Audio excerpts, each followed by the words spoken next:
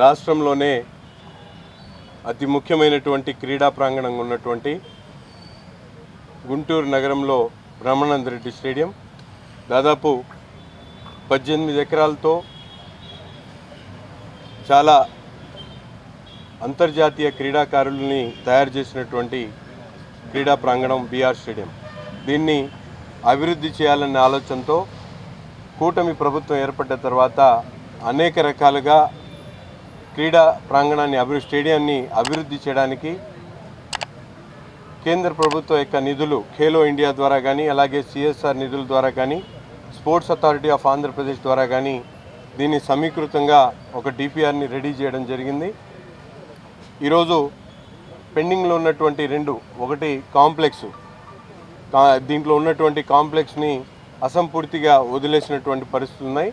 దాన్ని పూర్తిగా అభివృద్ధి చేసి రెవెన్యూ పరంగా డెవలప్ చేసుకునేటువంటి కార్యక్రమాన్ని తీసుకోవడం జరిగింది. అంతేకాకుండా దీన్ని ఇక్కడ ఉన్నటువంటి ఈ స్థలాన్ని పరిరక్షించుకోవడానికి కాంపౌండ్ వాల్ని కూడా శంకుస్థాపన చేసుకోవడం ఈరోజు గౌరవ కలెక్టర్ గారి చేతుల మీదుగా ఈరోజు శంకుస్థాపన కార్యక్రమాన్ని చేసుకోవడం జరిగింది. దాదాపు 1,60,00,000 రూపాయలతో బీఆర్ స్టేడియం అభివృద్ధి కార్యక్రమాల్లో భాగంగా దీన్ని అభివృద్ధి చేస్తూ ఉన్నాం.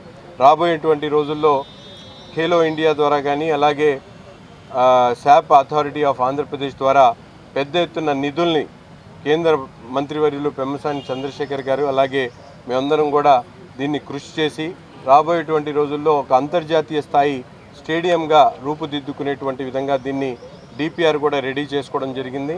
ముఖ్యంగా అన్ని వసతులు స్కేటింగ్ దగ్గర నుండి బ్యాడ్మింటన్ కోర్టు దగ్గర నుంచి అలాగే ఇండోర్ స్టేడియం ఇండోర్ గేమ్స్ సంబంధించినటువంటి అన్ని వసతులు కూడా ఈ ప్రాంతంలో ఈ స్టేడియంలో ఉండేటువంటి విధంగా, అంతేకాకుండా లోపల క్రికెట్, ఫుట్బాల్, వాలీబాల్ అన్ని ఇంటర్నేషనల్ స్టాండర్డ్లో ఏ విధంగా అయితే దీన్ని అభివృద్ధి చేయగలుగుతామో ఆలోచించుకొని మొత్తం డిపిఆర్ని రెడీ చేయడం జరిగింది. దాదాపు 100 కోట్ల రూపాయల పైబడినటువంటి టార్గెట్తో బడ్జెట్తో దీన్ని రూపుదిద్దుకోవడం జరుగుతాం.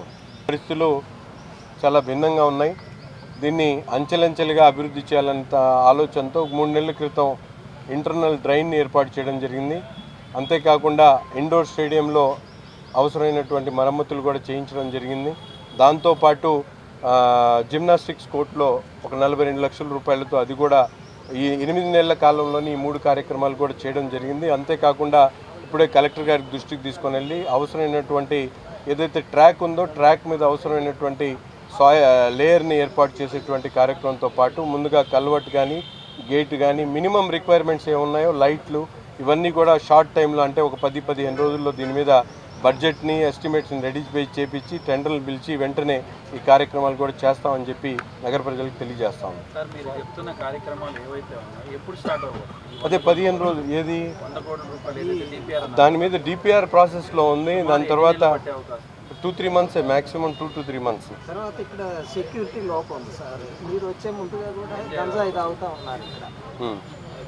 అదే చెప్తా ఉన్నా, ముందు గేట్లతో పాటు ఇక్కడ అధికారులు అయితే ఉన్నారు, సెక్యూరిటీ గార్డ్ ఉన్నాడు.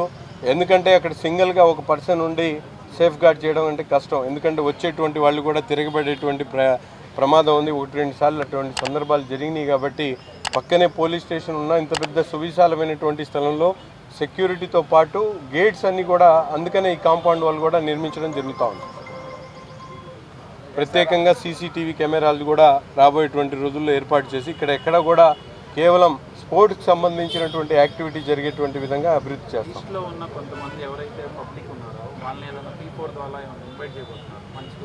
P4 అంటే అది P4 అనేది కేవలం ప్రజల్ని అభివృద్ధి చేయడానికి, ప్రాపర్టీస్ని అభివృద్ధి చేయడానికి కాదు.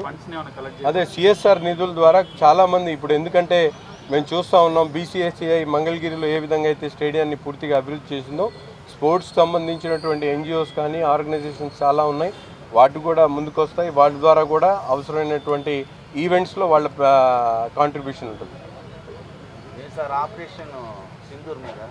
ఆపరేషన్ సింధూర్ చూసారుగా వండర్ఫుల్ సక్సెస్. పాకిస్తాన్ మెడల్ వంచేటువంటి విధంగా సమాధానం చెప్తా ఉన్నాం.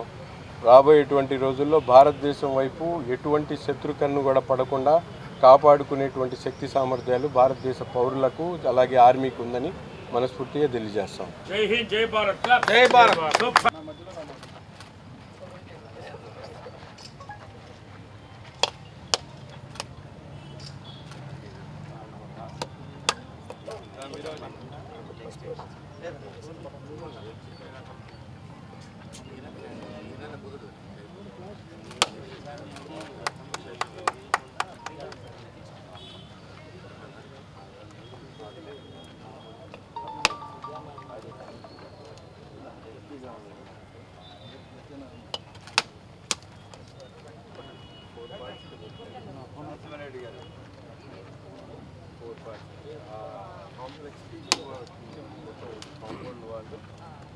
Frame work 2 parts